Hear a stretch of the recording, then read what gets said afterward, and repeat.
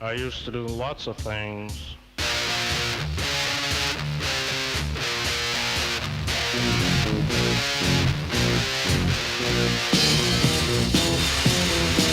I used to do things and I'd say things and Jesus I was evil. Take things and break things and Jesus I was evil. I never shook baby. We should probably do something for our 75th episode. Is that this one or the next one? Next one. You're not going to be on the next one. Oh, that's right. Okay. Well, then you can do We are, something yeah, special. we are doing something. You're not going to be there, so I'm celebrating.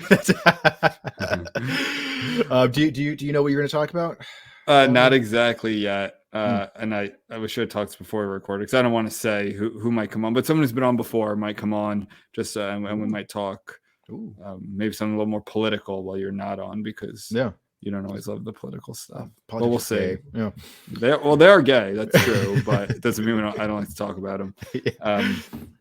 Not that there's anything wrong with being gay. There's anything wrong with that. I know my father's gay. Seinfeld. It's really funny. There's nothing wrong with it. Do you have sex right now? I'll have sex with you right now. I like without any context. I like when the interviewer is at Jerry's place and she's under the impression that they're gay. That's it. Yeah, that's the scene. Yeah. Yeah, and then George is like, she's like, oh, so do your parents know? And then George goes, my parents, they don't know what I'm up to. Yeah, they don't know what's going on. Yeah, you see the way he talks to me.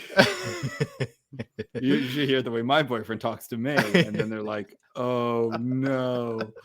That's funny. That would be so problematic though. Like legit problematic, not like retrospect problematic. To out someone is fucking bullshit. Like that, and she goes and does that wrongfully because Jerry's not gay and George is not gay, but she that is so fucked up. And the fact that George's parents don't know, he told her they don't know what he's up to.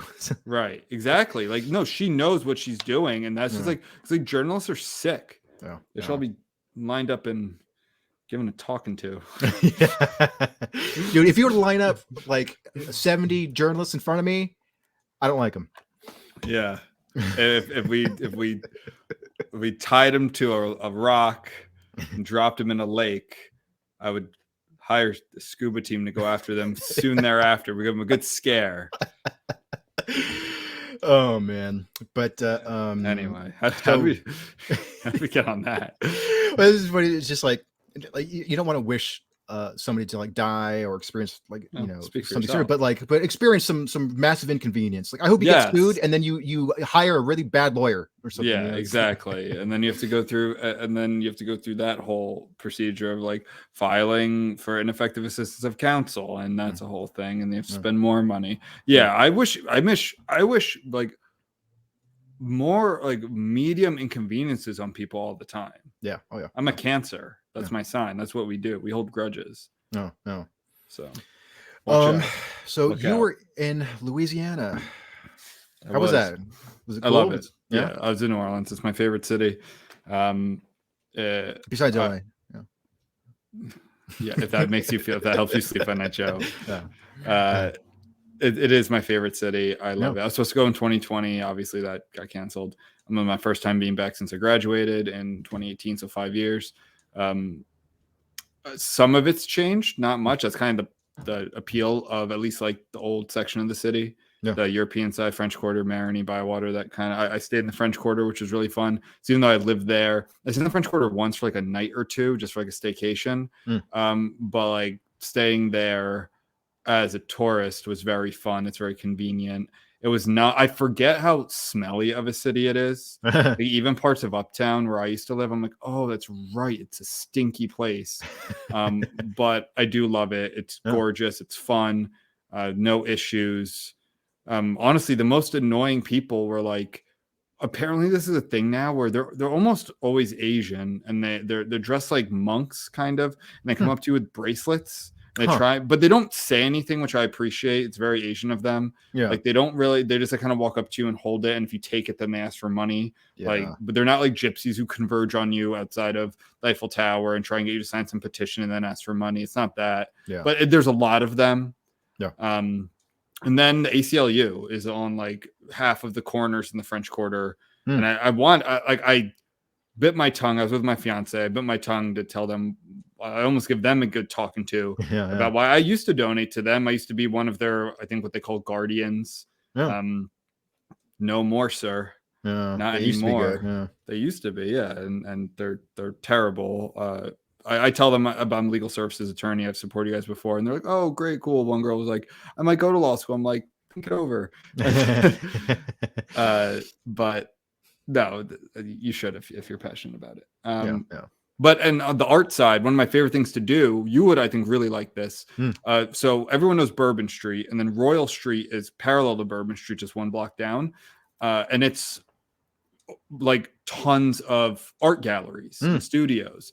And because you can drink on the street in New Orleans, it's fun to grab a drink, kind of just mosey from one studio to the other. It's a gorgeous street. It's, there's the beautiful courthouse. The state Supreme Court is there. There's lots of studios that you can walk in. People are very friendly. It's like a nice day activity to do. I did buy some art. I went to this. He's a folk artist. His name's Dr. Bob. He's very famous there. Everyone knows he's famous for the "Be Nice or Leave" signs. Like every restaurant you go in has one. I bought two. I bought a long alligator with "Be Nice or Leave," and I'm going to put that over my windows in my TV room. And then I got a smaller.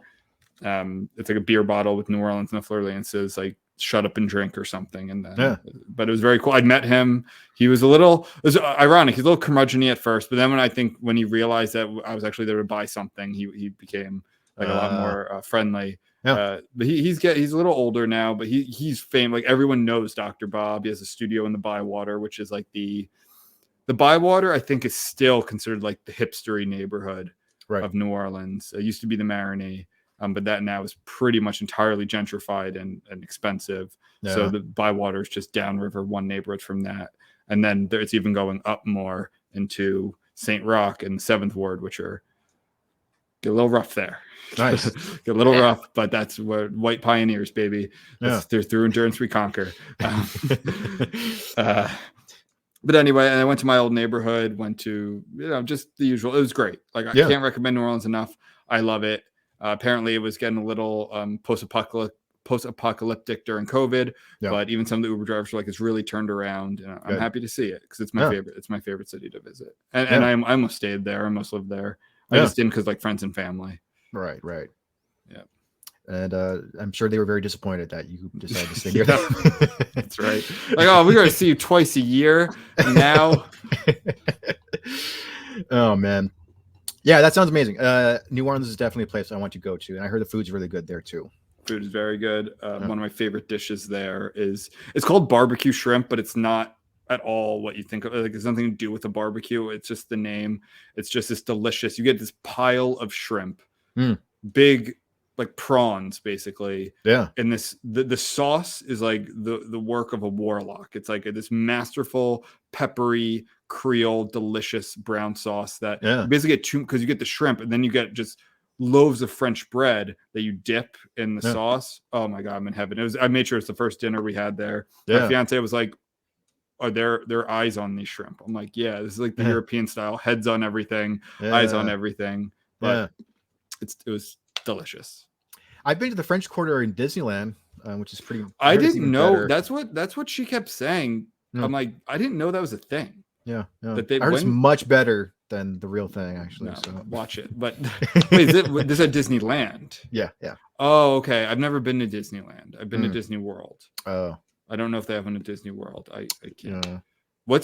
Do you know any Disney adults? Disney adults? Yeah. Like what do you mean? Like people, like adults who like to go to Disneyland? Yeah, we're like obsessed with it. Like, you don't know that term? Oh yeah, I know a couple. Yeah. I would think like living in Southern California, there's like, I know people who literally moved to Orlando to be like, had their weddings at Disney World, had like moved, and you can live. It's like its own. This is actually in the news with DeSantis and the legal fights there. But like its own like kind of self-governing fiefdom in Central Florida, and like I never got it. Disney adults, I don't. I went to Disney growing up, maybe 4 or 5 years in a row. Yeah, I appreciate my parents did that for me.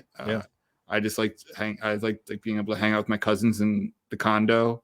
right? That my grandparents had and stuff, but like, and catching the lizards because there aren't lizards just running around up here in New Jersey. So I thought that was fun. Yeah. But I mean, with my kids, I've already said my to-be wife, we're gonna be like once, we're gonna do it once, we're gonna do it big when they're like 9 and 7, maybe 11 and 9, or whenever we have them, and that's it. I'm not doing Disney every year. I can't do it.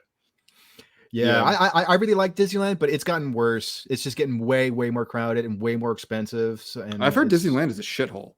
I don't know. I haven't been in like 5 years, I think. I mean, I had a great time, but even then, like I was noticing that it's just getting way more packed, and it's getting less and less worth it to go. So I don't know. Like, maybe if I win the lottery or something, it's like maybe I'll go and get the expensive $1,000 an hour pass. But, I mean, some of the rides are fun. It's not. I think it's something you should do in your life. But they're Disney adults, like it's their whole personality. It's everything. It's every vacation they take. If they don't move there, like I know Disney adults I met them here where I live now. I mean, I guess each their own. What I always say is it's good that people have different interests because we all have the same interests. All those things would be so expensive, and they'd all be packed if we all wanted to live in the same neighborhoods and eat at the same restaurants and go to the same forms of entertainment. But not me, man. It's it can be weird, man. Like I was friends with one dude, and like we weren't even super close, but like we both liked comic books, and so we would go to comic book conventions together once in a while. And like smaller ones. We'd never been to like Comic-Con like in SoCal, but like in the Bay Area, we'd gone to a couple, and that was kind of like the only thing that we ever really kind of bonded over. Everything else we didn't really hang out that much. But he never seemed like a sissy dude, but he told me once, he's like, oh yeah, me and my girlfriend, like we like to collect Disney princess dolls. Like, dude, fucking weird, man. And I was just like, dude, don't ever say that to another person ever again. Yeah, like I'm whatever you guys are into, but don't tell anybody else that, dude. Yeah, that's kind of fucking weird. Yeah. But I guess the argument could be people who like go to Comic-Con stuff. I mean, I think I don't think it's exact equivalent, but like Marvel adults, I guess. People are obsessed with Marvel movies. Doing so, like going to a conference, I think it's different than going to like Disney World or Disneyland once or twice a year or whatever it is. I don't know. I mean, teach their own. Yeah. But they're dumb. Well, hey, I got a cat story. I know how much you like cats. So this happened last week. I was in my room and the windows were open because it was kind of a warm day, and so it was around like 9 o'clock at night, and I hear a girl going, Freddie, come here, Freddie, please come here, Freddie, please come back, Freddie. So I go outside thinking that like maybe somebody had lost their dog, but it was her cat, and like the cat was in the alley next to my house, and she's like, Freddie, please come here, oh my god, and so she's freaking out, and I'm like I want to help her, but at the same time it's a small cat, like I'm not as familiar with how to like wrangle cats. And how do you know the cat's in the alley? Because I can see it through. Oh, you could see it through the fence, yeah. And so like I'm just there, like, well, I'll wait here in case the cat comes my way. Then maybe I could help, corral the cat towards her. And then the cat ends up in my front yard, and so I'm like, hey, I live here. Maybe I can help push the cat towards you. And so I tried to, but then the cat kind of took off in the opposite direction. But he was still in my front yard. So she's freaking out. She's like, oh my, do you have like any tuna or any food that you can give him? I was like, let me see what I can get. What I have. So I ran to my room and I had like wet dog food, like it's like in a small little individual package. So I dash to my room and I come back and I take the lid off the thing. I was like, well, I have some of this, maybe this will work. So I put it on the ground and the cat's slowly making its way towards me. Yeah. And she's like, okay, can you try to keep the cat here? And I'm gonna run across the street and I'm gonna get the carrier. I'll be right back. And I was like, okay, yeah. And so like the cat's slowly coming up to me and it's pecking at the food, but I would move the food every few seconds because I didn't want the cat to like eat and then just take off. So I'm just trying to like do whatever I can to keep it there. Yeah. And so I'm slowly trying. The cat's kind of warming up to me, and so finally I managed to grab the cat. And I'm doing the best I can, like hold it firmly but gently because it's kind of small, right? But the cat was friendly, so it wasn't like freaking out, it wasn't scratching. But I'm like in an awkward position, kind of hunched over, like I'm gonna hike a football, and so I'm just kind of hunched there for several minutes. And then so finally she comes back and she goes, "Hey, are you still there?" I was like, "Yeah, I have your cat." And I thought she was gonna be like, "Oh my god, thank you so much." But she's like, "Hey, you're not gonna believe this. My cat's at home." What? I was like, well, then whose cat is this? And she goes, you're not gonna believe, he looks exactly like my cat. And I was like, oh, so this is just some alley cat then. Some house cat that you corralled. That's really funny. And then she told me, she showed me a picture, and like the cat looks almost identical to this one. Wow. So what happened was she had just arrived home in her car, and she saw a gray cat dash out of her driveway. So she thought that her cat had gotten out. So then she chased it across the street. So that's where she got mixed up. So her cat never left the house. Yeah, her cat was totally safe. You're all just chasing a random cat. This cat's like, fucking leave me alone. I'm just an alley cat. But I was just like, well, then I spent all this time like trying to like, you know, warm up to get the cat to like, you know, trust me. And then I grabbed it. I was like, well, then with you now? No, well, she even said, she's like, hey, maybe this is the universe is telling you that, you know, you should have a cat. And I'm like, no, my dog dictates. Well, I do love. So to answer your question, wrangle cats. The answer is it's very difficult. Yeah, I know. Very difficult. I have to trick my cats all the time. Yeah. To do like simple things, and they know when you're up to something. They're like, oh shit, he's up to something. Yeah, exactly. When I thought it was a dog, I was like, okay, well, I have more experience with dogs. I'm not fearful around dogs. So just get cheese, and you'll be able to get the dog. Exactly. Yeah. Well, that's very funny. Whose cat is this? It's a really funny picture on the internet. That's like a picture of a cat in a window, and it's like, that's my cat. That's not my house.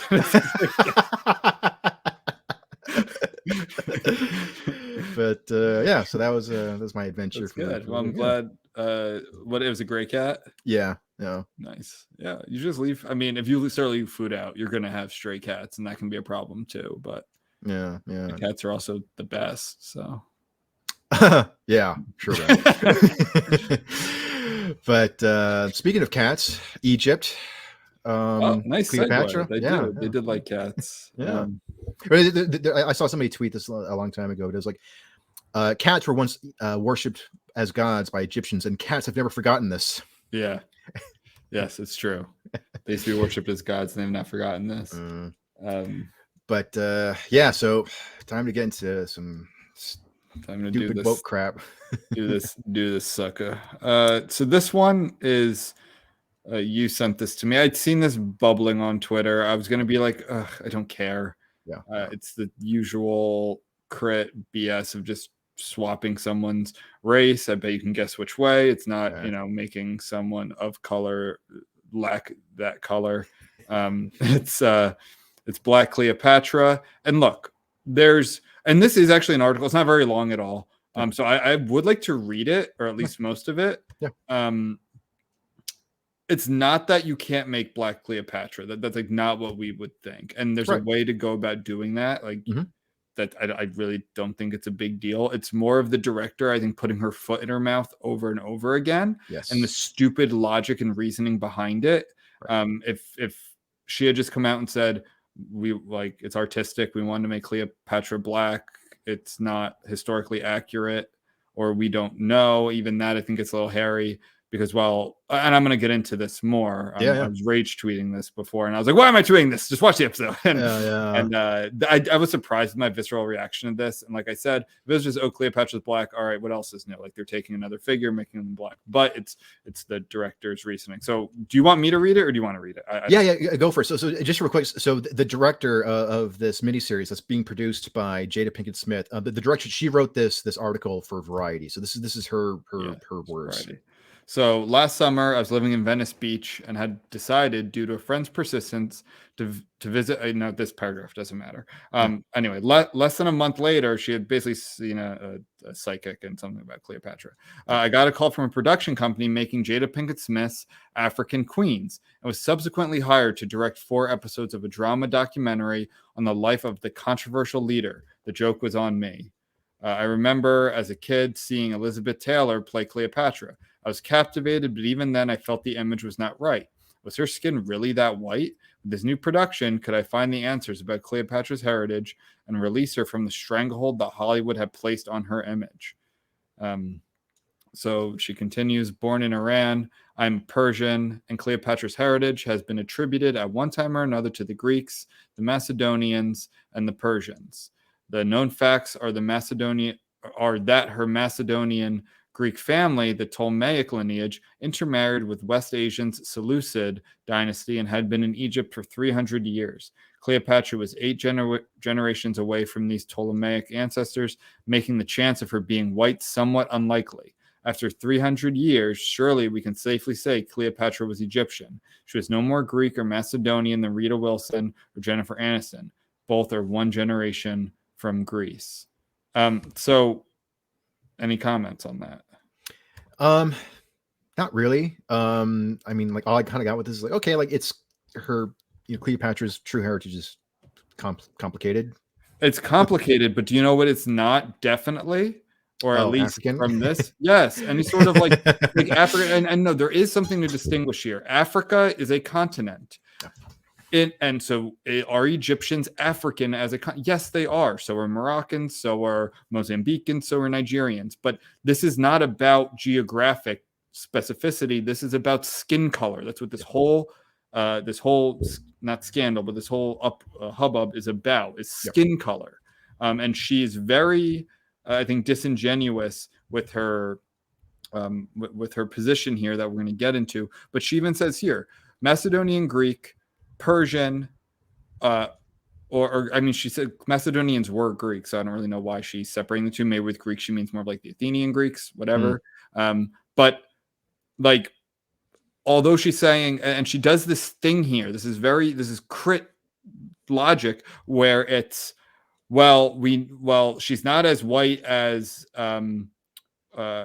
Elizabeth Taylor, so she could have been black. Like, no, like that's such a leap that she was probably like looked like a Greek or an Iranian or a Spaniard or a Southern Italian, and all of those people have like looked differently. If you look at Arabs, there are Arabs with red hair and blue eyes because the Vandals came through there from the German. So like again, she acknowledges here what. We don't know exactly what Cleopatra was, but nowhere does anyone say, or at least any respectable person say, historians say that she was black African, or what they call sub-Saharan African. Right. So doing the research, I realized what a political act it would be to see Cleopatra portrayed by a black actress. Right there, political act. For me, the idea that people had gotten it so incredibly wrong before, historically from Theda Bara to Monica Bellucci, and recently with Angelina Jolie and Gal Gadot in the running to play her, meant we had to get it even more right. Gal Gadot, she's Israeli. She's and what's, I don't know what Angelina Jolie is. I mean, she's white. Yeah. Her father's John Voight. Right? Like, who's your mother? Someone Jolie. I don't know what race she is. But I mean, I would think if I was a gambling man, I would say that Cleopatra's skin color, because that's what we're talking about here, was probably more similar to like a Gal Gadot than Elizabeth Taylor or Adele. I'll find the actress who they did hire to play her. But so the hunt was on to find the right performer to bring Cleopatra into the 21st century. Again, listen to that sentence. It is so politically charged to bring Cleopatra in the 21st century. In fact, I actually love that sentence because that is like, it's showing the historical accuracy has been jettisoned at the beginning of the 21st century, or really the beginning of this decade, the second decade of the 21st century, third decade of the 21st century. And like, it's just about politics. It's just about social justice. Right. Exactly. Yeah. That's the thing. I'm sure that there are plenty of creative reasons for casting a black actress to play Cleopatra. And I'd be totally open to them, where it's like, okay, like that's interesting. I don't know if I would have done that, but I'll give it a shot. Maybe there's some validity to that. Or if it was like, we tested 300 actresses and the best one happened to be black. We don't care about skin color. We care about how well she conveyed the emotions of the character. It's like, okay, I'll give her a chance. If you test that many actors, but it's like, but no, she says straight up, and she kind of contradicts herself because she says we want to get the historical part, incredibly right, but at the same time we're going to update it for the 21st century.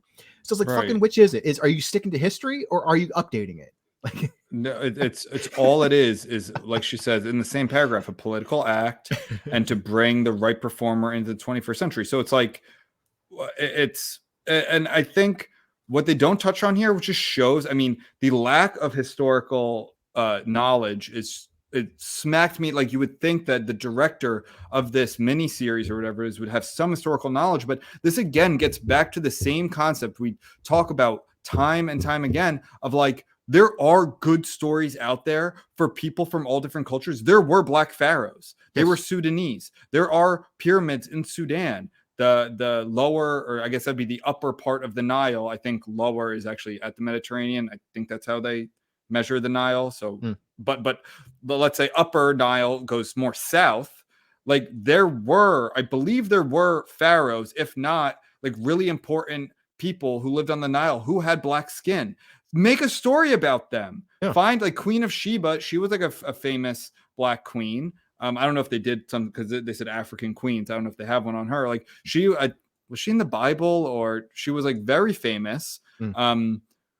Which I'm sure she's been done before, but like, again, they want to have their cake and eat it too with every single one of these. Instead of creating a new Disney princess who's black or Asian or Latino or whatever, they just change the gradient on the Little Mermaid, on Ariel. Or instead of finding a cool new pharaoh who was black, which I do believe existed, don't quote me on that, they just take one that definitely was not black and just make her black. And it's just really, it's offensive to everyone. Like it's really dumb. And what I love here, we're going to get into, we have a hashtag intersectional pretzel because we've got the Egyptians who, you know, at least 70 to 80% of them, at least nominally, are Muslims of color who are not happy. About 20, I think between 10 and 20% of Egyptians are actually Christian. So let's continue. With the piece here. So why shouldn't Cleopatra be a melanated sister? Sidebar, she is she probably was actually very tan. And why do some people need Cleopatra to be white? Her proximity to whiteness seems to give her value, and for some Egyptians it seems to really matter. After much hand wringing, I think it's supposed to be hand wringing, and countless auditions, we found in Adele James an actor who could convey not only Cleopatra's beauty but also her strength. What the historians can confirm is that it is more likely that Cleopatra looked like Adele than Elizabeth Taylor ever did. I don't think so. And and I don't know if they actually cite anyone who says that. We'll see. But no, like I would actually say that she looked more, if you had to pick Elizabeth Taylor or Adele James. Adele James, I actually would think she looked more like Elizabeth Taylor, considering Cleopatra was a fucking queen who probably didn't go out in the sun very much, and it was a sign of power to have lighter skin, and then you didn't do manual labor. So I would actually think she looks more like, probably neither, but more like Elizabeth Taylor. As production got nearer, I realized the magnitude and political nature of this job. It was important to get things right. Apparently not, but also to find a way of telling the story with humanism and nuance. The last thing we needed was another Cleopatra divorced from her womanhood and her power, only sexualized. The HBO series Rome portrayed one of the most intelligent, sophisticated, and powerful women in the world as a sleazy, dissipated drug addict, yet Egypt didn't seem to mind. Where was the outrage then? But portraying her as black, well, that's literally how the paragraph ends. So about that, did you ever watch Rome? No, I didn't. I think I started it. I would like to. I heard it was a show that was it was like really good, but so expensive to make that they just had to cancel it because they were trying to be so accurate. Like, one thing that was cool about Rome, I remember watching a YouTube video about Rome, the show. And one thing, like, when we think of antiquity, like Rome and Greece, I think we believe everything was whitewashed. I don't mean that politically. I mean, like, literally, because that's what the ruins look like. But no, like, it was actually full of color and graffiti and because we see the statues all white and the columns are white and everything's white. That's because everything's peeled off.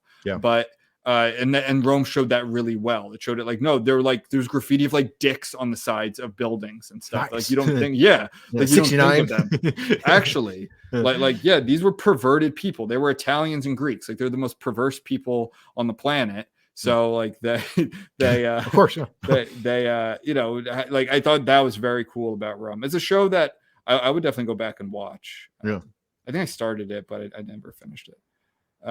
Okay, so also Cleopatra was I think very cunning. And I mean, we don't know. This was 2,000 years ago about when she lived. She did use her sexuality for power. She had to. She was a woman. Yeah. Like, it didn't work out for her. She picked the losing side during the wars between Augustus and Mark Antony, or was it Caesar? I forget exactly who, but like, she did use her. I don't know about the drug addict, maybe. They're all drunks and sex addicts, but you know, I didn't see it, so I can't speak to it. Perhaps it's not just I've directed a series that portrays Cleopatra as black, but that I've asked Egyptians to see themselves as Africans. And they're furious at me for that. I'm okay with it. This paragraph pissed me off so much. I don't have a dog in this fight. I'm none of these things. Actually, I am 1.6% Egyptian according to my 23andMe. Oh, hey. So I take this personally. Actually, I'm changing my tune here. That pisses me off so goddamn much, because this equates Africans with blackness, which is just so not true. Like, Africa is the most diverse, arguably the most diverse continent on the planet. There are people of all different religions and skin colors and cultures and languages, and a lot of that is black, and that varies in tone or whatever, but a lot of it is not. And Egyptians are overwhelmingly Arab. Like, it is Africa, but again, here it's where she shows that this is about skin color, because she's saying, why are you getting upset? You're African. Like, you should embrace this. And their response, my response as someone who's part Egyptian is, so you shouldn't erase us. She's one of the most important people in our history. Like, it should be resembling more what we want and what we believe she looked like, which actually wasn't a lot like them either, because they're Arabs who are #colonizers. But that part doesn't get addressed here, that Arabs are one of the biggest colonizers in human history, but and slave traders. But like they should just reverse this on her. And that pissed me off so much. That's where this went from, like, this is a dumb thing, to like, no, this person sucks. And she's adopting that mentality of sort of like the woke white lady, like trying to force Latinx to be a thing. Like, hey, Latinos, why aren't you using Latinx? It's like, fuck off. I also think there's a little, and I'm just going to interject this. I think there's a little, you know, let's just say the Persians and the Arabs don't always get along. And I think she might be jabbing them a little. It's like, because this, even though Cleopatra was, if anything, Persian, or partly Persian, she was not Arab, but this Arab dominated country reveres her, and to change her to, and I'm going to be honest, some of the most racist people I've dealt with are Arabs. Like Arabs can be extremely racist, just like everyone can be extremely racist. I think people forget that, you know, a lot of minorities also are super, like, I'm not even kidding, some of the most racist people I've ever met are like staunch Democrats and not white. And it's like jaw-droppingly racist shit. But anyway, so that's probably why also they're saying it's for cultural and historical accuracy reasons. Also, like, they might be fucking racist too. So, all right. I mean, she does actually talk about the Arab invasions had not yet happened yet. So that's true. But again, that doesn't mean the people who were there first are black. They weren't. Like, there might have been some, the Sudanese, there were some, but like, Cleopatra was not one of these people. She was not Arab. She was not black African either. So she talks about some random arguments she gets on Twitter. She's actually wrong about this. A guy named Amir in his bedroom in Cairo wrote to me to earnestly appeal that Cleopatra was Greek. Oh, Lord.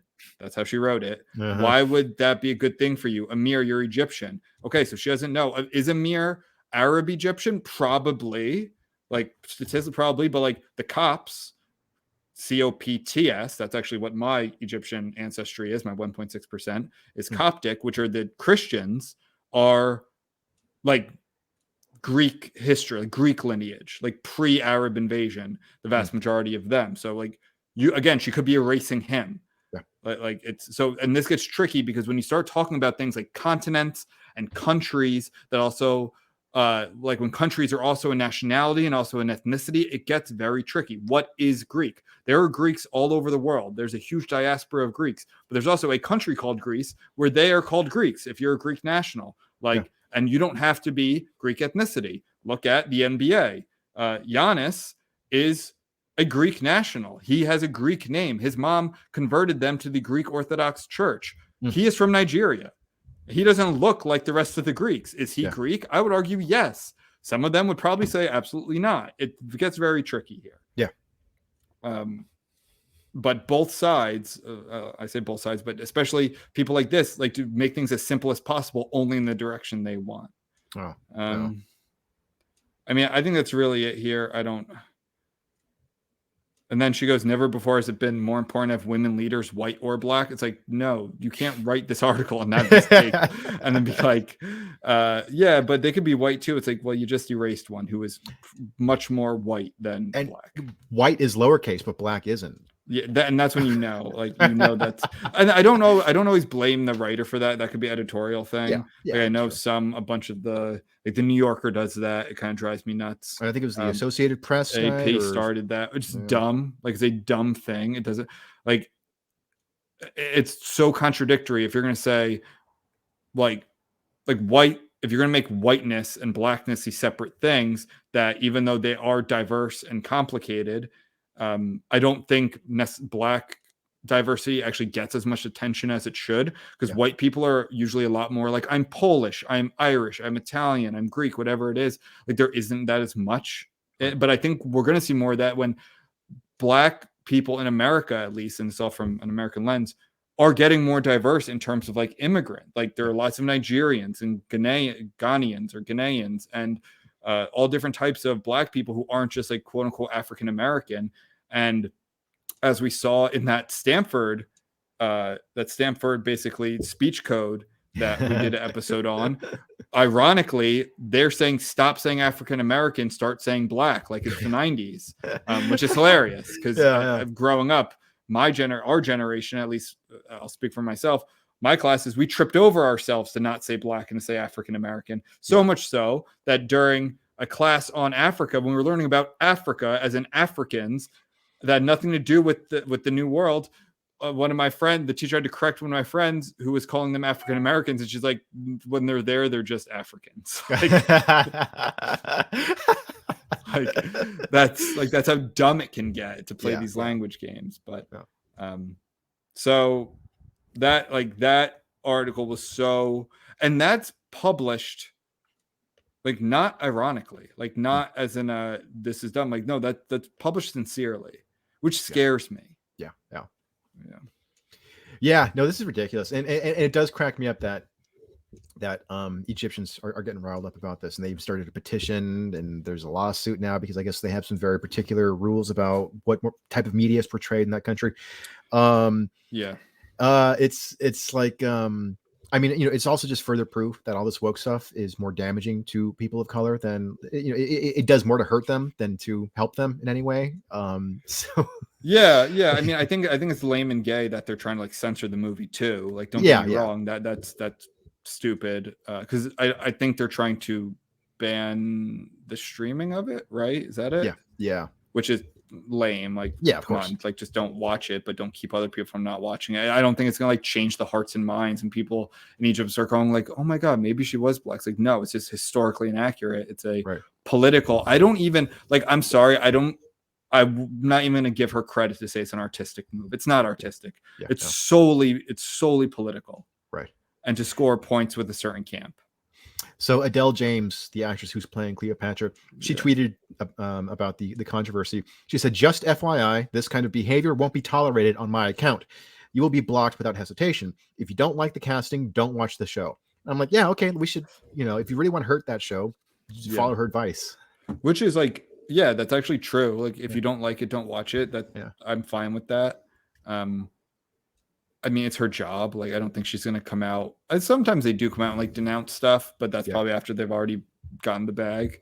Yeah. So it's stunning and brave for you to shit talk your movie because portrayed violence or something after you got paid $12 million or something like that.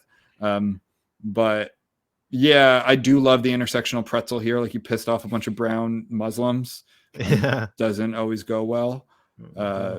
So we'll see. But it's the reasoning behind it, I think, is so beyond stupid. Yeah. That I was like, you've got to be kidding me. And there should be pushback. And I am glad that and I think it's cool too that like people care. Like, it's maybe because at least in the West, it seems like, not everywhere in the West. I think France actually, I love the French overall. Like, they seem very proud of their heritage and culture for the most part. I know they've had issue with the wokeism, but like Italy too, it's more of like the UKs of the world, the kind of like the Protestant world, like the Western Protestant world is so negative about everything they've ever done. It's like this masochistic negativity of their own religion instead of being proud of it for like the amazing things that the white Protestant world has done, like really world changing things. Instead, they have to like shit on all of it, which other countries like don't do. Like, they're super proud. And I also don't think you should hide from the evils of it that like the white Protestant world has done, of course, but like so of the Arab world, so of the Chinese, so of the Mongolians, so of the, different tribes in Africa that enslaved each other. And that sidebar real quick, a perfect example of what you should do is like the Woman King. Like, they took a story. Now they sanitized it a little from what those tribes, like, they didn't hide from the fact that those African tribes traded in slaves and African slaves. They blamed it all basically on the Portuguese, which was not true. Right. They made, and even though the British were trying to get, it was the British who were trying to get that empire to stop in the slave trade. That aside, they found an original story of a black woman in power and made a movie about it. And it was pretty good. Like, perfect example. Yes. Like, do that for the Sudanese pharaohs. Like, even if we don't have the same kind of info on it, even if like it didn't appeal to as many Western historians because they were black, like, there's stuff out there. You can find it, and that gives you more artistic freedom. Yeah. But that requires work to do research and let's just take an existing IP. Let's just take an existing, it's not even an IP. Let's just take an existing historical figure who there's been like a myriad of books and movies made about, and just change her skin color and then say we're like being #brave. Real quick, when you're talking about how, like, every race and every culture has committed, bad things. Do you listen to the Bad Friends podcast with Bobby Lee and Andrew Santino? No, I've probably seen clips, but there's one they were talking. Bobby Lee was talking about, he's Korean, and he goes, Koreans, like we have like a Napoleon complex, but we've never really oppressed anybody.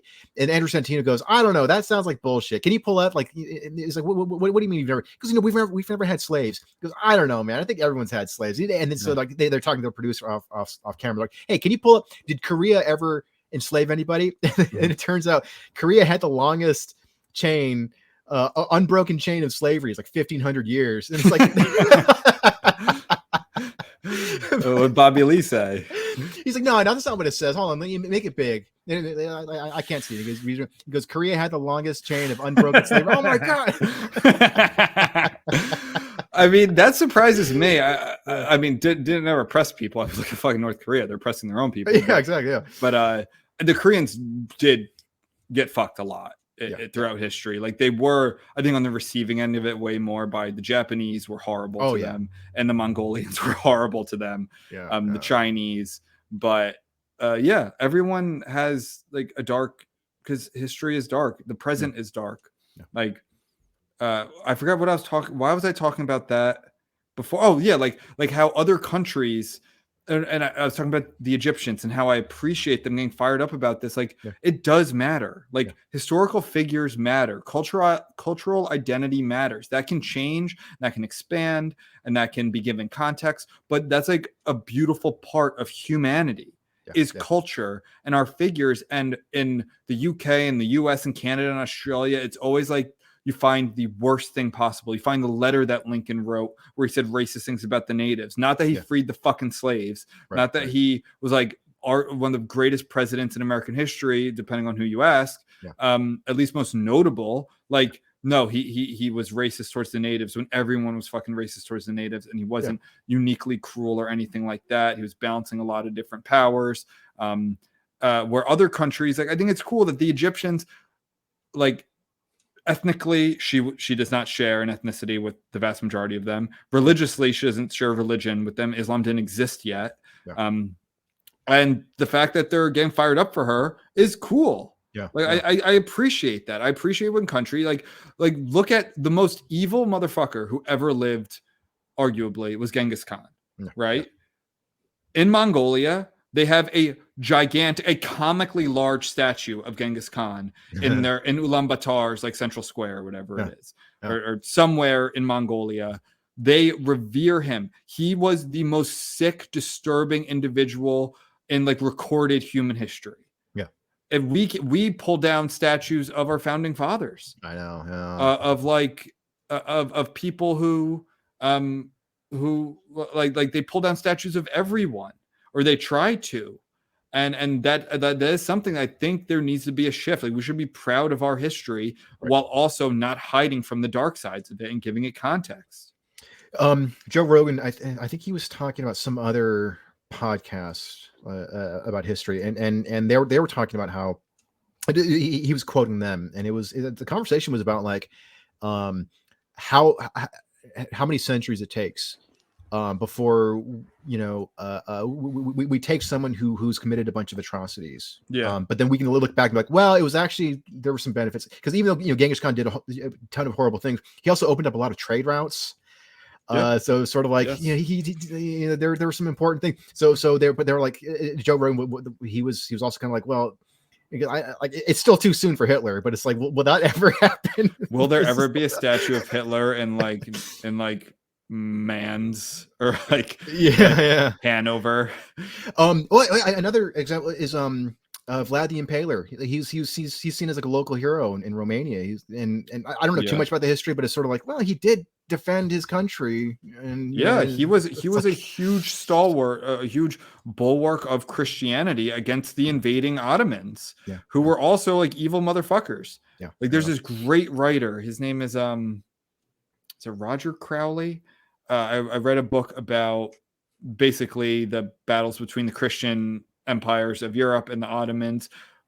Really, if you are at all interested in historical, not historical fiction, really, I guess it's like historical nonfiction, right? But like, it's not dry. Like, it's very interesting. The Siege of Malta, the Battle of Lepanto, the Battle of Rhodes. Like, it is so cool. But like, they were all enslaving each other. The Barbary coast, which was Ottoman, and that was like Algeria, Libya, like Europe. People don't realize, like, European cities on the coast sometimes were ghost towns because they were so terrified of the Barbers, the Barbary pirates, who would come and enslave them. There were white slaves all being dragged across the Mediterranean from the Muslims in the middle. Actually, local history right here, the town right fucking next to me, it's called Summers Point.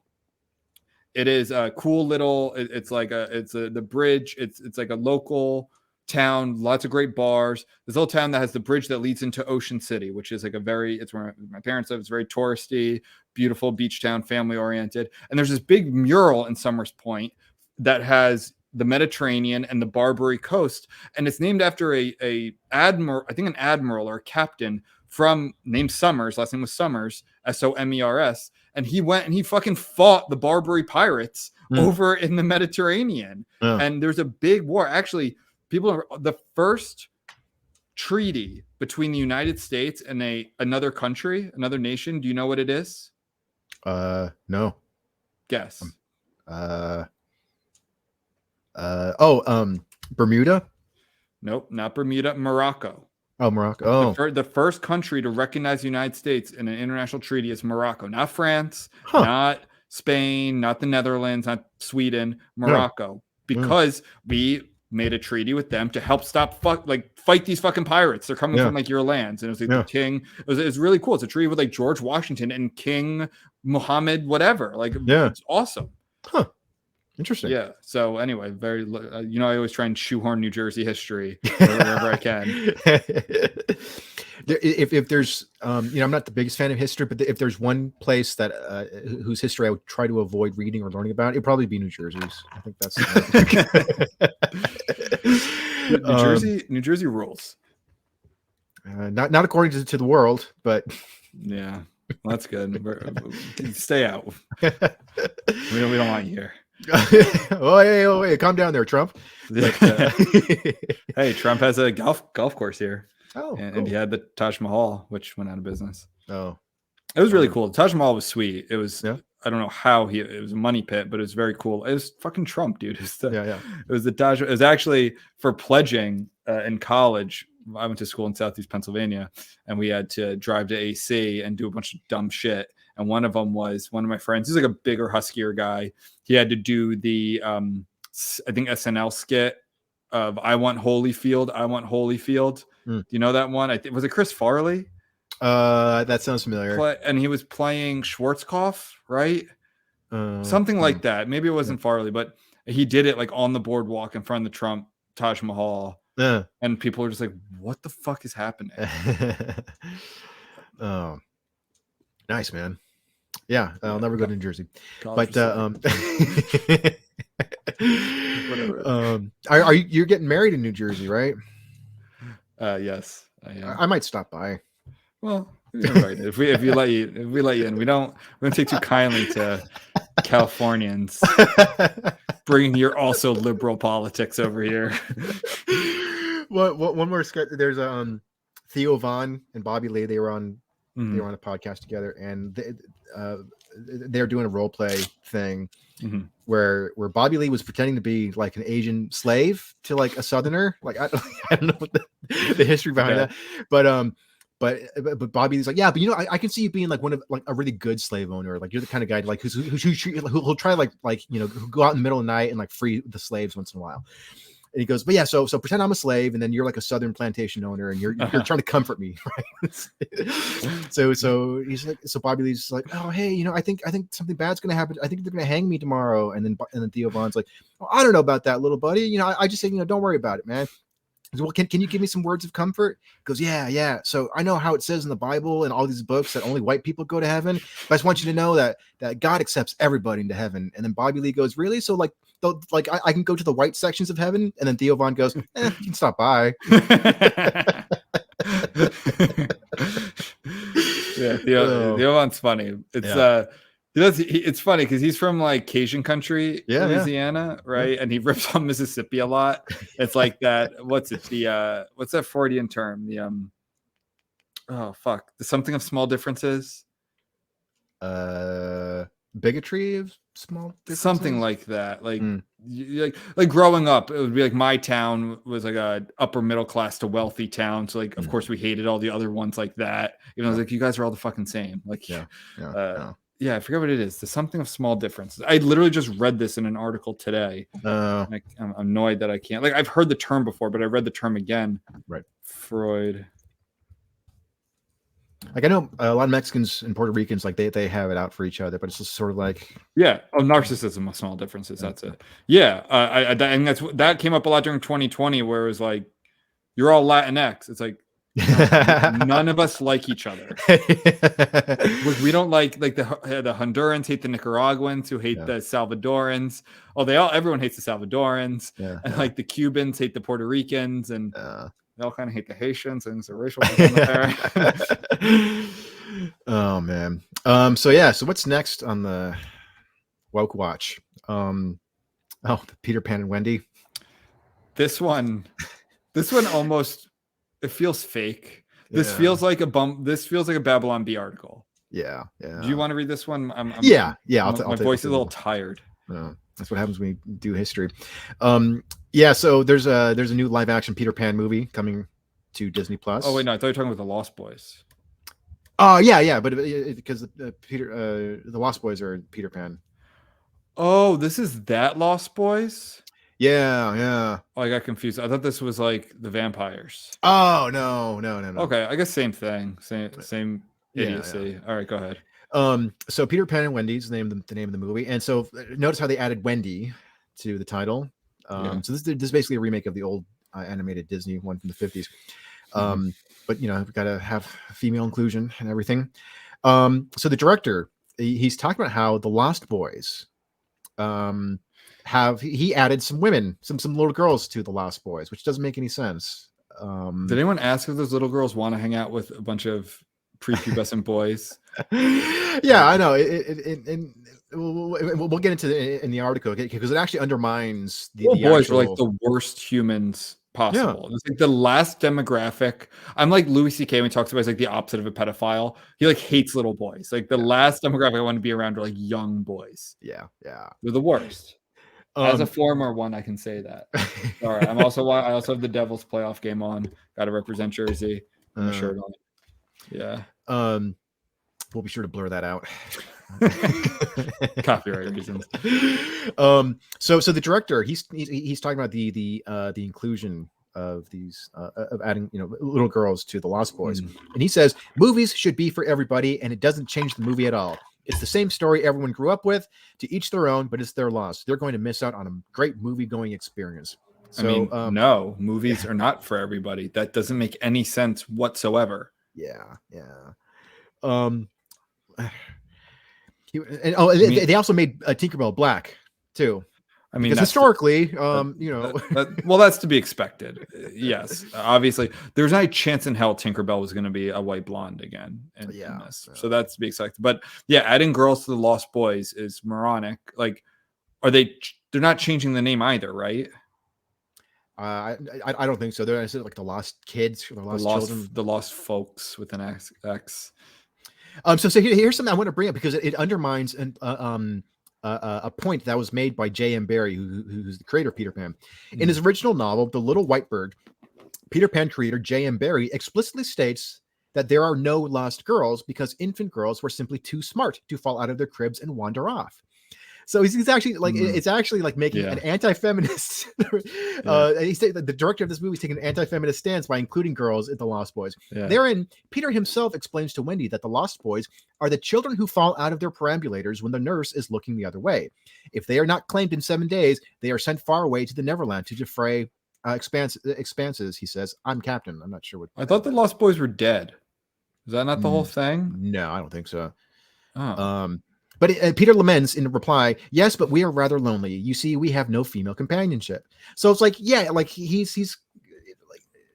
the director is just kind of shitting on the source material and just be like, yeah, just diversity and inclusion. Let's add. It's like, no, there was actually a point that the author was making about that. Peter Pan's actually, besides like Shakespeare, right? And I did tweet something about Shakespeare, how like ironically, if you put on an authentic Shakespeare play today, as in like how it would have been in the 16th century, both sides would cancel it. The left would cancel it because it was all white men.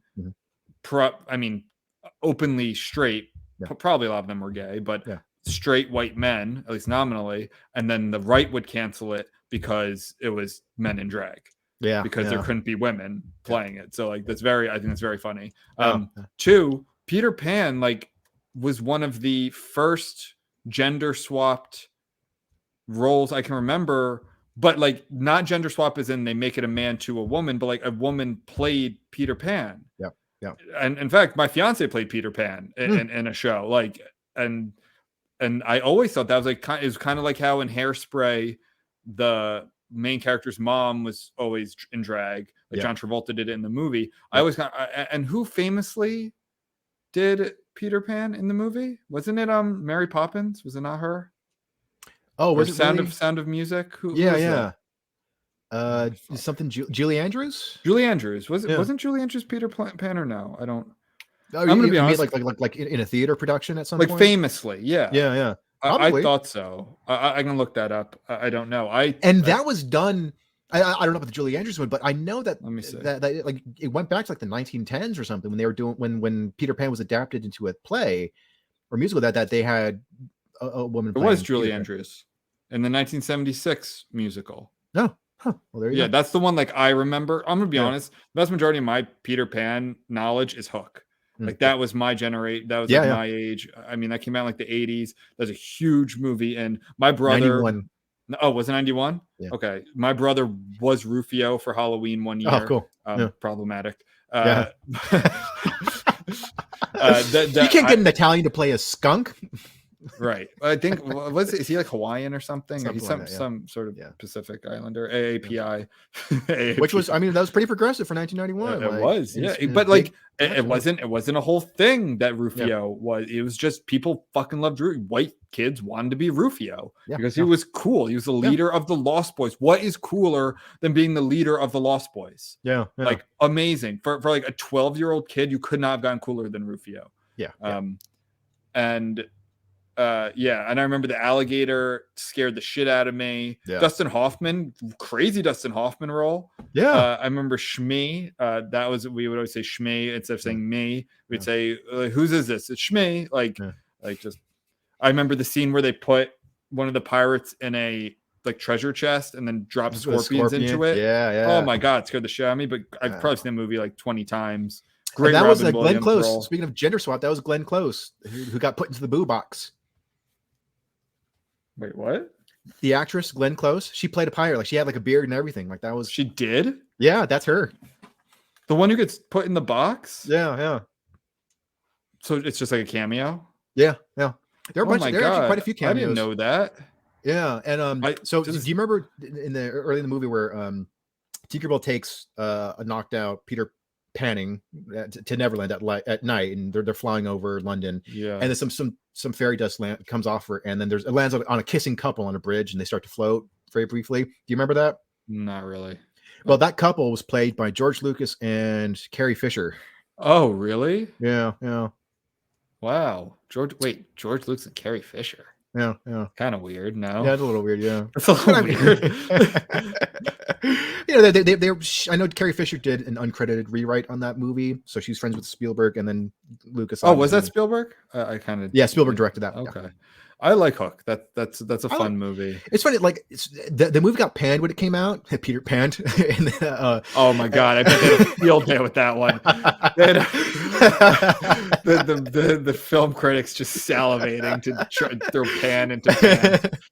I know Spielberg wasn't a fan of that either. He expressed that he didn't like disavow the film, but he said he was pretty disappointed with it. Really? But I liked it. I always thought it was a pretty cool movie. I love that movie. That movie's so fun. What, like, I don't know. That's like a 11-year-old kids. Like that's the demographic. Yeah. Who's it? It's not for a 38-year-old, film critic in DC and Seattle. Like, I don't know. The food fight scene was always great. That was one of my favorites. Yeah. John Williams. You're doing it, Peter. You're doing it.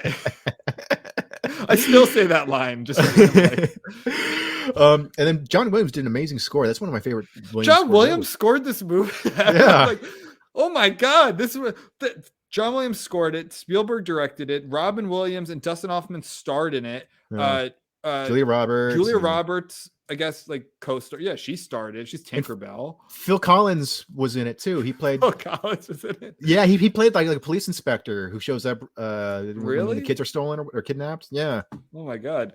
Yeah, this movie ruled. I don't know what people are talking about. Jackasses. I'm gonna watch it again. I think I had it on my list, but I don't know if I deleted it or what happened. Yeah. I don't think I've seen it in a while. But yeah, so I thought they were adding. This actually does make me a little. I thought they were adding Lost Boys to the Vampire Lost Boys. Oh, excuse me, girls. I thought they were adding girls to the Vampire Lost Boys. Yeah. No, thankfully. I like that movie. Wild. Oh, Lost Boys. The Lost Boys are great. They shot that movie in Santa Cruz. We're not too far from where I used to live, so that was cool. Right. Every summer the Santa Cruz Beach Boardwalk, they have movies on the beach, and so they would have like a special like screening of that movie where they actually shot the movie, and that'd be cool if they had like a sexy saxophone man come out and play. But sexy, that guy ruled the sax. Like, was he? Yeah, he was playing the sax, right? Yeah. That guy ruled. The Santa Cruz, but you're from Santa Clara, right? Yeah. Santa Cruz is a shore town, and it really was dangerous, right? I mean, not really. I mean, it's definitely like got like a grungy hippie vibe there. Okay. I thought I looked it up, and like that's why they set it there, because it was like so violent. And like in the movie, they blame all the violence on the vampires, just like kind of terrorizing everyone. But anyway, because they didn't call it Santa Cruz in the movie, right? It's like Santa Clarita or Santa something else. Yeah. But yeah. Want to talk a little Tarantino? For a few minutes? Yeah. So this is not something that happened recently, but I thought it was actually kind of cool. He was talking about how before he made a splash with Reservoir Dogs, he tried to make a movie. So I'll just read the quote here. One of the things I'm most proud about is that I didn't go to film school, but I did try to make a movie when I was 26. I thought I was going to be the next Jim Jarmusch. Jarmusch. I thought it was going to be this really cool independent movie. I would play the festivals and would be like this, critical darling or something. Mm-hmm. However, the final footage of the film was less than impressive for Tarantino. He continued, but then finally we processed the footage and I looked at it and I realized I didn't have what I thought I had. Not only was it not that good, it's not worth any more of my time. As you can imagine, naturally, I was a little depressed. As Tarantino notes, anyone in the right mind would be disappointed with putting in so much effort for such little return. But any old person, Tarantino was not. He went on. After that, I was like, okay, we'll just treat this like that was your film school. After spending 3 years on something and having it turn out to be a big, gigantic failure, most of the people I know that would have been that, they'd be like, oh, okay, well, I guess this is just not for me, and they'd get a job or something. The legendary director then explained his point and urged the mantra of essentially try and try again. And this is the point I'm trying to get at. Maybe you try it, and maybe you're not right. Maybe it doesn't work. But that doesn't mean you're faulty. That just means that this idea wasn't so correct. Or maybe you didn't know what the fuck you were doing when you were doing it. But in doing it, you now know more. And I love that. I love the idea of it kind of reminds me of something that happened recently with Elon Musk's, the SpaceX launch, and it kind of blew up. And people on Twitter were dunking on him about this. Like, oh, you're such a brilliant guy, and here's your rocket blew up. And it's like, do you have any idea how much? So made a fucking rocket. I know. It's like, but most people would quit. It's like, oh, I tried to start a business, but it failed in 3 months, so I just went back to my old job. It's like Elon Musk hit a roadblock when he was trying to colonize Mars. Like and you're laughing at him for. And also, it's like, I truly think that the amount of failure you're willing to endure is commensurate with the amount of success you're likely to achieve. Because I mean, it's like, and also with Elon Musk and just having the ability to fail in front of an audience, like he everybody was watching, like he was broadcasting that. Getting back to Tarantino's thing, it's like, your first draft of anything is going to suck. I would still love to see whatever he made. Like, I think it's out. I think it's I think it's on YouTube. It's called My Best Friend's Wedding. I think it's only like 40 minutes long. Yeah. Is it violent? No, it's just some weird like romantic comedy drama thing. Yeah. Interesting. Well, I figure like in film school, I would think the like final project is to make a movie, right? Yeah. And if you could do that without spending $100,000 on film school, and like I don't, because I think if you can avoid higher education, then you should. Like if you can still, but like a lot of people can't. Everyone's like, oh, Bill Gates, didn't what's his name? Who made Apple? Oh yeah, Steve Jobs. Steve Jobs. Like they didn't graduate from well, because they were creating a new world. Like not everyone can do that. If you can, and I think Tarantino in the film world is more of that ilk. Like he's brilliant. But he also has that passion. Like he wanted to.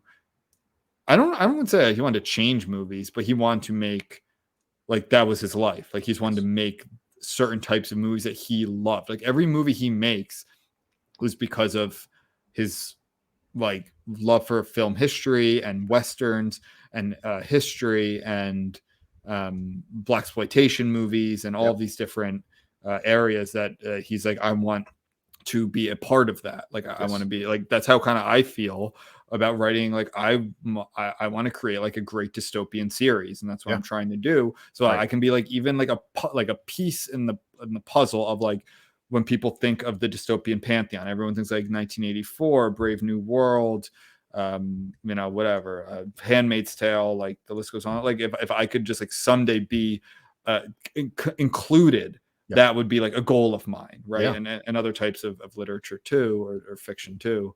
And I like, we love Tarantino. He's the fucking man. I think that's a great attitude. I do think a lot of people would just quit and stop. Because it's hard. Like art is, you have to live. Like you have to pay bills. You have to eat food and pay rent and shit. Like it's tough. And movie, like you know better than I do. Like, it is so arduous. Like, it is such a process. Even you said like making the Pat and Vinny's pilot, right? Like, how much time did that take? How much like?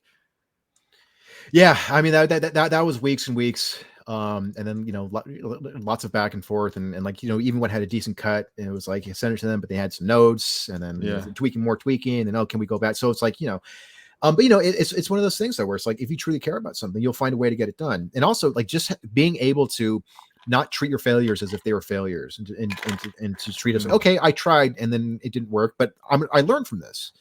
I know what not to do next too, time. right? Like, you made a short film that maybe your short film is Tarantino's this movie, because you said like you said it sucked. Yeah, it really sucked. But that didn't stop me though, you know. So it shouldn't. There's a so I'll send this to you, because I think it would make a good topic for an episode later on. I've been playing around with, I've been exploring the idea of genius, and like how to achieve genius level results even if you yourself are not a genius. And one of the things that has been a big influence on me is this essay that Eric Weinstein wrote, the brother of Brett Weinstein. He wrote an essay about his war on excellence, and he outlines the two kind of, I guess, requirements for genius level thinking. And the article is geared more towards like science and technology and innovation, but I think it's equally applicable to arts. And I actually wrote down I actually wrote down like on a chalkboard that I have here. So it's the farsightedness needed to deduce the existence of a higher peak, and having the character and ability to survive the punishing journey to higher ground. And I like that second part. It's like, you know, even if you have a great idea, to realize that idea, you're going to fail. You're going to struggle. You're going to get rejected. You're going to have people telling you can't do that because it's never been done before and it's crazy and you're stupid for chasing that idea. It's like, you got to have the ability to like pick yourself up when people don't believe your idea, and to soldier on. You know what I'm saying? Of course. Yeah. Well, it's difficult for me because I am a genius. So like, yes. So I don't. I know this is second nature to you. I take this for granted. You've never struggled, right? No. It all comes so naturally. Yeah. But it's pretty quaint that us mere mortals have to struggle. Like, it's probably like, oh, that's nice. It's entertaining. Yeah. For those of us up here. Oh, man. But if you are an artist and you want to make it as an artist, don't give up. That's right. No. I don't think anyone's ever said that before. Don't give up. No, that's original. That's like, actually, I have this. So my cat realized this sucks. He realized that he can drink out of my water glass. So like every time I put my glass down, he drinks out of it. Like it's a portable ice water. So I start drinking my water out of a thermos. And I have this, my fiance, this was 2 Christmases ago. She made this one time. We were walking next to each other and I said, I don't know why I said, not all who wander are lost. And I paused and I go, I said that.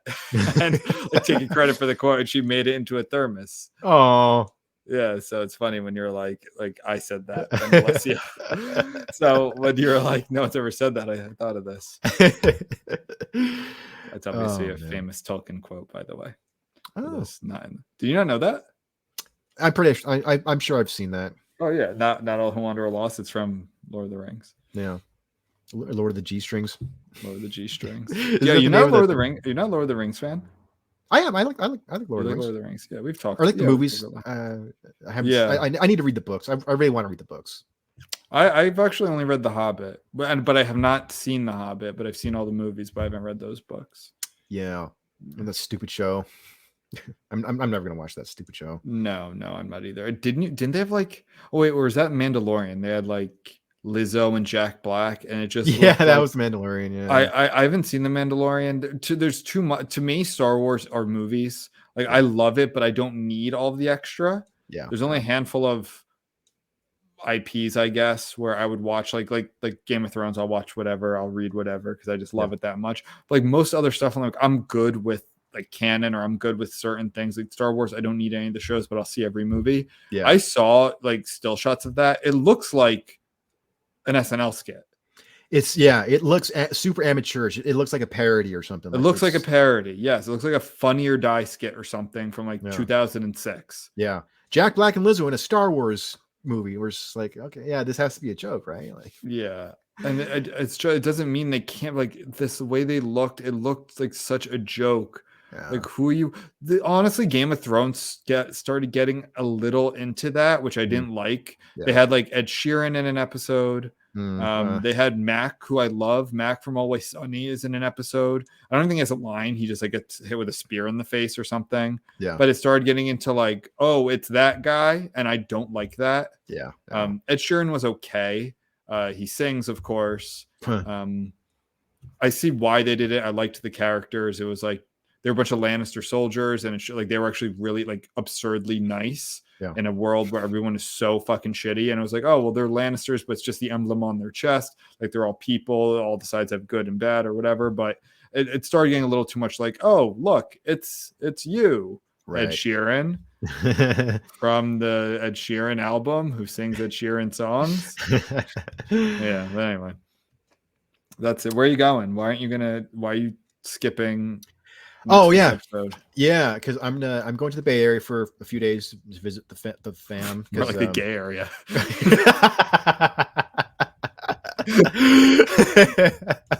Statistically speaking, it's probably true. It's probably it's because of the high density of LGBTQ plus people in that area. And so yeah. So I'm going to visit my gay family, and so I'm doing because my sister's birthday is actually on Cinco de Mayo. That's racist. I don't believe you. I'm not taking that bait. I'm not taking that bait, Joe. and then we're going to Texas. I got a lot of family in Texas. Yeah, I'm going to San Antonio for a few days. Pronounced San Antone. Thank you. That's cool. You go on the Riverwalk. Yeah. My parents really like San Antonio. You know how I know that? Because they tell me all the time that I should go to San Antonio. And they say, Ben, you know what city you would really like? I go San Antonio. They go San Antonio. Yeah, it's a cool city, man. I've been there twice. I'm happy to go.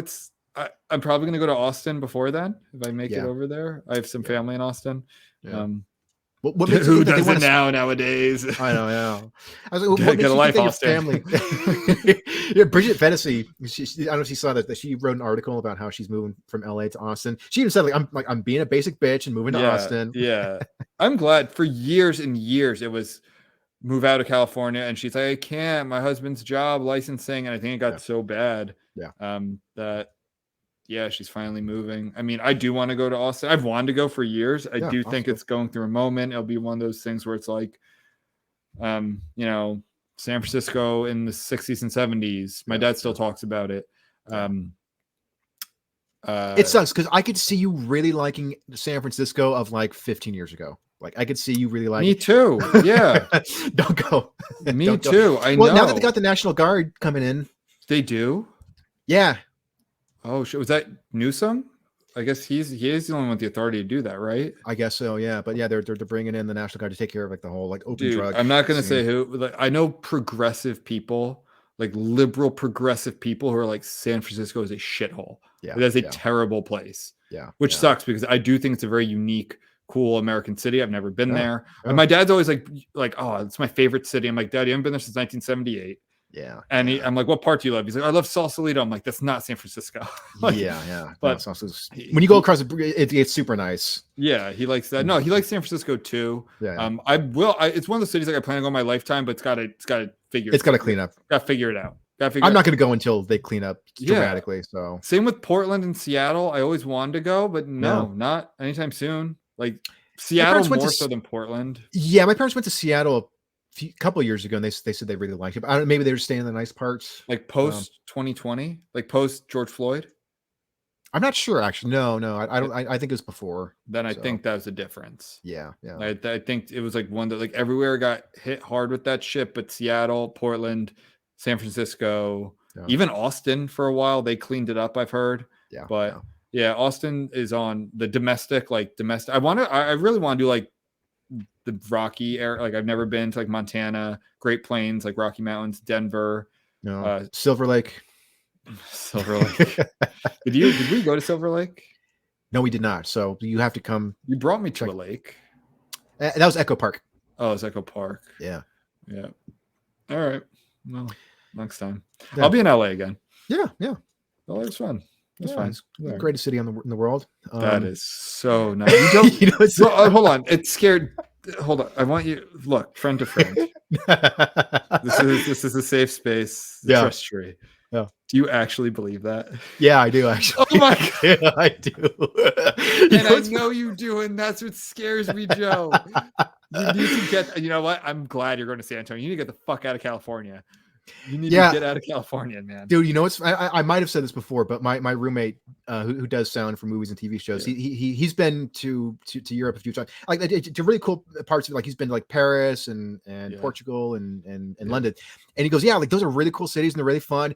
But I miss LA. Every time I'm there, I'm like, this is cool, but LA's better. All right. Again, gets back to what I was saying earlier. It's great that people like different things. Here's what I want: as many people to love LA as possible, so they get the fuck away from me. So they go to you because look, I liked LA. I'll be honest with you. If I hated it, I did not hate it. I did not love it. I liked it a lot. I would like when we go back. I think like I like to go to like the Whiskey. Yeah. I love Sunset Boulevard's very cool. Yeah. You know, I love Venice Beach and the canals. I think were great. Oh, Malibu, obviously, Malibu's like its own thing, but that was great. I'd love to see more of LA, but I can't. I know you think it's a great city in the world, and that's what bothers me. I don't care. You haven't been to New York though, right? No, I have not. Yeah. Is it better? You think you like New York more than LA? I do. New York is more my style. New York's my. I don't. Mr. Park Avenue over here. Yeah. Well, no, not Park. I do love New York. I don't love New York. Excuse me. I really like it. Yeah.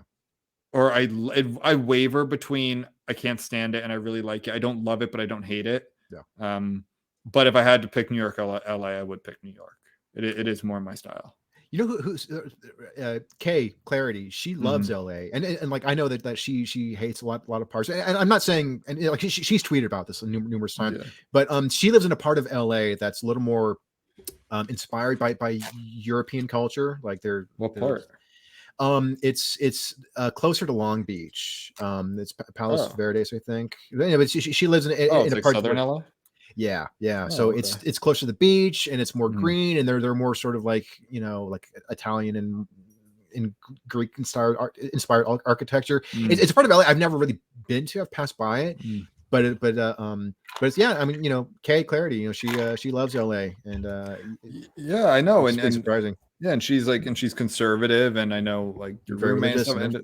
And I do think that's great. LA's cool, man. Like I appreciate what it is. I even liked Hollywood Boulevard was interesting. Like I think it's cool for what it is. It's kind of filthy, but so is Times Square. Like so is a lot of New York. I'm not a New York defender. Not like I shit on New York all the time. It drives me nuts. My fiance and I. She is like one of those people who adores New York City. Yeah, and I'm like, how? Like sometimes I'm like, how it is, but. For me, big city, I mean, it's Paris, but that's what we're talking international. Paris is my favorite big city. Yeah. In the US, nice. I mean, New Orleans is so much smaller, but I don't know. I really like Chicago. I know there's a lot of issues there, but I think it would be New York. We're talking like major top 5, like New York, LA, Chicago, Houston, Miami. Like, yeah, probably still New York, man. That's just me. Philly. I like Philly, but no, it's New York. No. Yeah. Well, I'm glad that you're comfortable with being wrong. All right, dude. That's why everyone's getting the fuck out of California. I don't care. Good. Get out. I know you love it. I love that you love it. Yeah. All right. Well, you'll come around. No, I've got enough brain damage. I think you have Stockholm syndrome over there. I know. I'm a hostage. I told her like I'm in a bad abusive relationship with this city where it's like it sucks and I hate it, but I love it. I can't get away from it. That's a lot of people. That's New Yorkers too, though. Like that is a lot of New Yorkers too. I think with New Yorkers though. they can get away more, and they can go to the Hamptons, or they can go to New England or upstate. Like LA, where do you guys go? The desert? Like it's all LA. If like, you can drive like 2 hours in any direction, you're still in fucking it's LA. just Hotel California. You guys can't fucking leave there. And it's like it's just all LA all the time. I know. It's great. I hate it. You can go to like Barstow. Fucking go to Coachella. Well, anyway, this is cool. This is good. This is an episode for sure. I'll have fun in Texas. Thank you, man. Get a cowboy hat. Yeah. Still do that. All right. Stay reckless, Benjamin. Fight the crits. Stay reckless.